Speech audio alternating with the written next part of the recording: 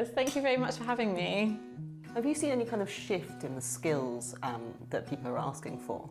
Well, certainly in PR, I think, given that there is a shift in PR in general into a more sort of, well, less sort of traditional media relations focused, I guess, set up in most agencies and in most kind of PR roles in general, people tend to be looking for slightly more integrated backgrounds. I mean, your background was in TV, wasn't it? So you're a perfect example. I mean, I'm obviously massively pro hiring outside of the industry, but do you find that there's a little bit of a scepticism where there's just a unwillingness to try and give someone a chance? Yeah, absolutely, there is. I think there's still quite a lot of agencies that are kind of, I guess, a little bit hesitant to hire anyone without any media relations skills.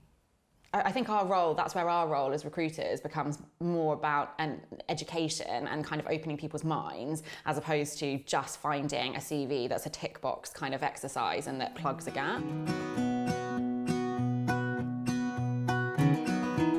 You've obviously worked with a lot of recruitment consultants over your time, I know.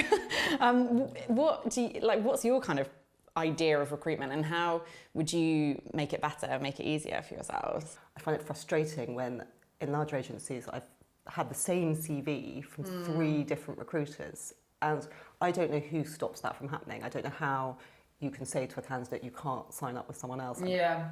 Yeah, but it is really frustrating. There are things being done that we're certainly trying to do to overcome that, and it's about having that more consultative approach and working really, really closely with the client as opposed to just being a CV flicker. Essentially, you're another member of our team, really, exactly. if you're doing it properly.